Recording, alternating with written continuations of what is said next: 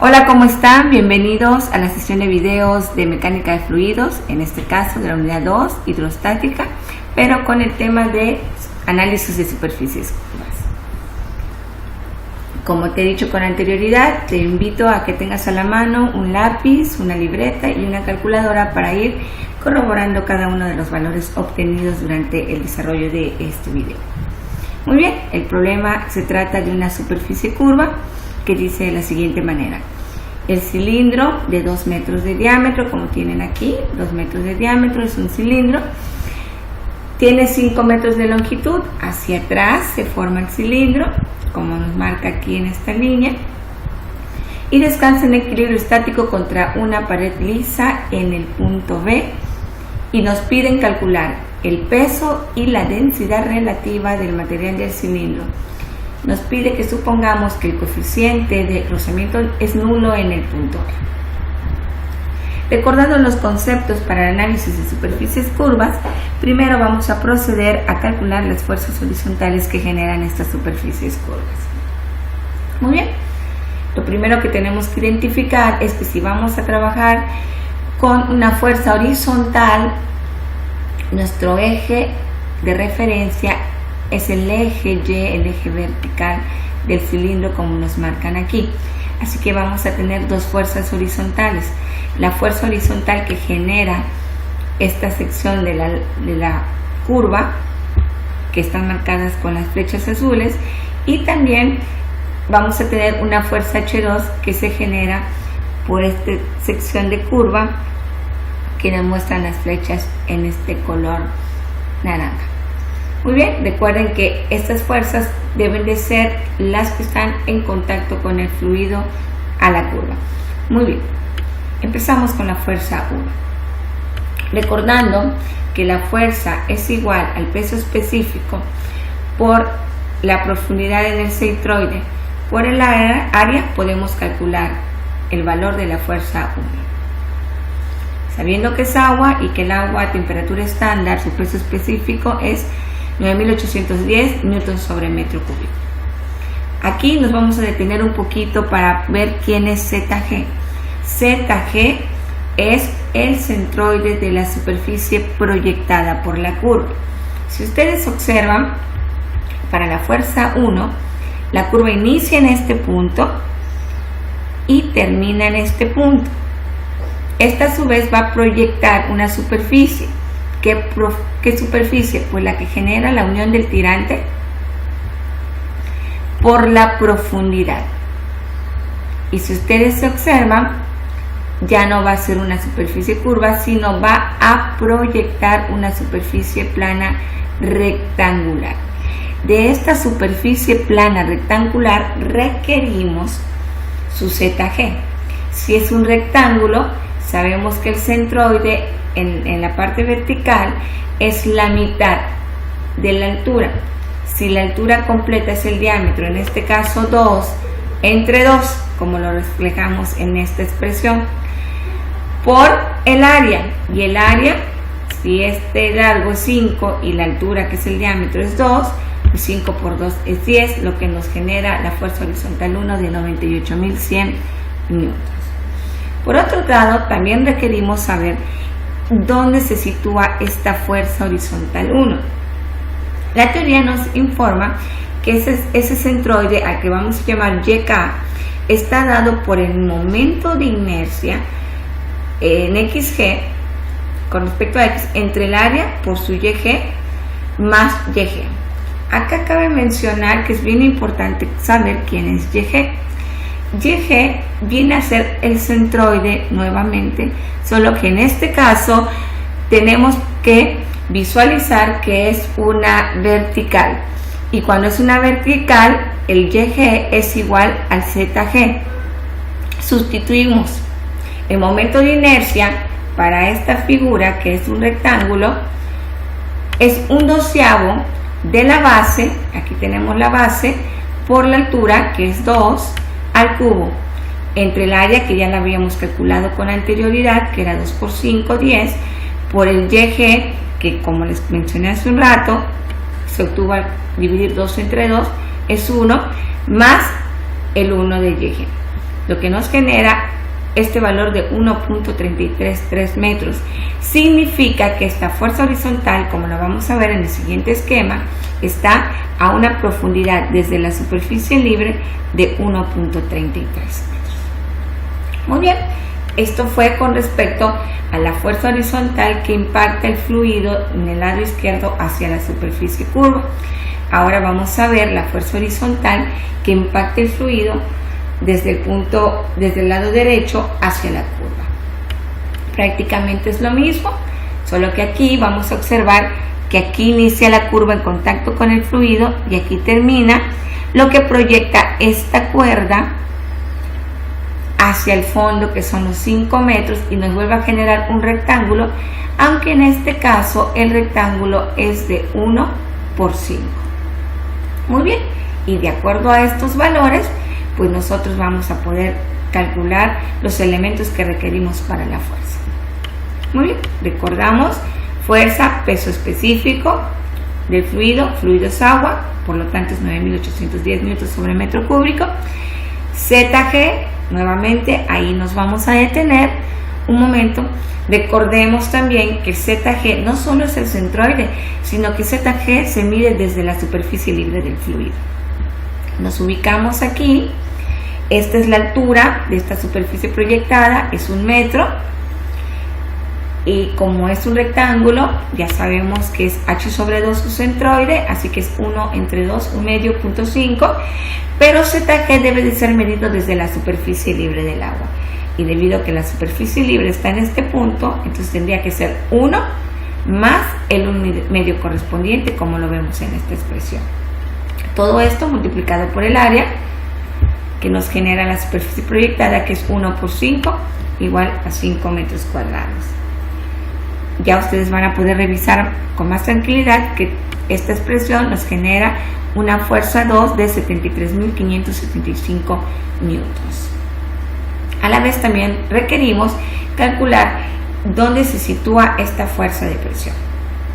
Con la misma presión anterior, volvemos a calcular el momento de inercia con respecto al centro en X, es 1/12 de la base, que es 5, por la altura 1 al cubo, entre ahora el área, que ya calculamos que es 5, por el YG, que de aquí obtuvimos que es 1.5, más el mismo valor de YG, nos da un valor de 1.555 metros.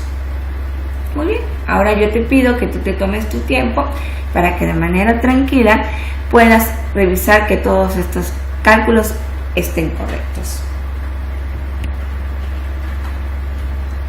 Continuando, ahora vamos a analizar qué pasa con la fuerza vertical. Muy bien, para la fuerza vertical también nosotros tenemos que generar una superficie proyectada. Pero como vamos a ver el empuje vertical, aquí nuestro eje de referencia es la cuerda horizontal que pasa sobre el cilindro. Entonces tenemos dos fuerzas verticales. La fuerza vertical que genera el cilindro en la parte inferior, donde inicia aquí y termina aquí. Entonces vamos a proyectar hasta la superficie. Si acá inicia, prolongo hasta la superficie. Si acá termina, prolongo hasta la superficie, quedando esta figura geométrica, la cual tenemos aquí. Más, en este caso, la fuerza que se genera en esta sección de la curva, que también está en contacto con el agua. La diferencia acá, si ustedes pueden observar el sentido de las flechas, es que el fluido está hacia abajo, ¿sí? Pero vamos a obtener la superficie proyectada. Aquí inicia, proyecto hasta la superficie libre, continúa acá la curva, aquí termina, proyecto la superficie libre, de hecho está en la superficie libre y genera esta figura. Así que la superficie proyectada va a ser la inicial por el empuje de la parte inferior más la superior, considerando que la superior, la fuerza es hacia abajo. La suma de ellas dos nos genera esta figura geométrica, que es con la que vamos a trabajar. Para una fuerza vertical, sabemos que esa fuerza vertical es el peso específico del fluido por el volumen de la superficie proyectada. El peso específico del fluido, pues 9.810 newtons sobre metro cúbico por el volumen. Sabiendo que se genera esta superficie proyectada, vemos que es 3/4 de la circunferencia más el cuadrado que tenemos aquí. Así que va a ser 3/4 de la circunferencia más el área del cuadrado, que es 1 por 1, multiplicado por 5, que es la longitud, nos genera el volumen que se proyecta por el peso específico del agua, generando así el valor del empuje vertical de 164.421.34 newtons. También es importante considerar dónde se sitúa esta fuerza. Para eso, de acuerdo a como ustedes lo estudiaron en mecánica de materiales, para calcular los centroides de las figuras, vamos a trabajar. Sx va a ser igual a cada área por su brazo de palanca de la figura representada en de la superficie proyectada. Entonces va a ser, primero vamos a considerar el medio círculo, que va a ser pi por radio al cuadrado sobre 2, su área, por su brazo de palanca medido desde el punto B, y su brazo de palanca del semicírculo pues es el diámetro sobre 2. Más, ahora vamos a considerar el cuarto círculo, que su área sería pi por radio al cuadrado sobre 4 por su brazo de palanca, que en este caso para un cuarto círculo, como lo vemos aquí, su equistestad es 4/3 de radio sobre pi. Su centroide medido de aquí para aquí es 4/3 de radio sobre pi, pero como estamos midiendo sobre B, con respecto a B, entonces va a ser 4/3 de radio sobre pi más esta distancia, que es diámetro sobre 2. Ahora, la tercera imagen es el cuadrado. Este cuadrado pues va a ser lado por lado por su centroide, que en el caso del centroide pues es la mitad, y esto va a ser L sobre 2. Todo entre la suma de las áreas, el área del semicírculo, el área del cuarto de círculo, más el área del cuadrado, arrojándonos que se encuentra en punto 9502 metros, medido desde este punto, que es el punto B, como lo vemos a la imagen. Perfecto. Todo esto nos lleva a analizar a todas las fuerzas involucradas en el sistema. Tenemos la fuerza H1, que nos dice que se encuentra a 1.33 metros desde la superficie libre, lo cual pensamos, por lo tanto, que su brazo de palanca con respecto a 3 es 0.33. Tenemos la fuerza H2, que situamos aquí.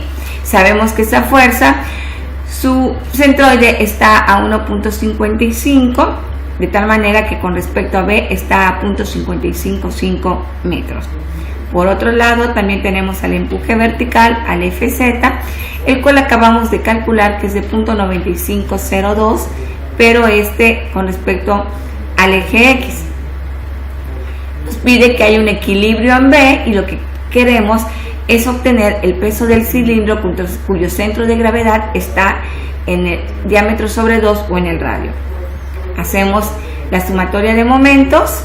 En B vamos a considerar en sentido horario positivo y empezamos a analizar. Fuerza H1 gira hacia B en sentido antihorario, por lo tanto es negativo, por su brazo de palanca. Ahora fuerza H2 gira en sentido horario positivo por su brazo de palanca.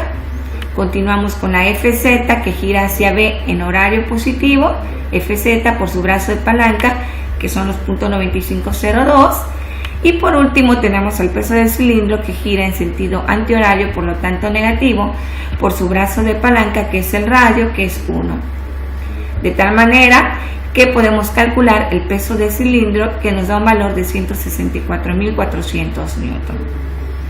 El problema nos pide también la densidad relativa del cilindro. Conociendo que el volumen del cilindro es el área transversal, que es pi por radio al cuadrado por la longitud, obtenemos que, dado que la longitud es 5 y el radio es 1, pues que el volumen es 15.71 metros cúbicos. La densidad relativa, por lo tanto, sabiendo de acuerdo a las propiedades de los fluidos que es el peso específico del material entre el peso específico del agua, tal vez ustedes digan, no conocemos el peso específico del material, pero recordamos que la propiedad nos dice que es el peso entre el volumen, conociendo que el peso del cilindro es 164.400 newtons y lo dividimos entre el volumen que acabamos de calcular, ya podemos conocer el peso específico del material. Entre el peso específico del agua nos genera que el material del cilindro es de una densidad relativa de 1.066.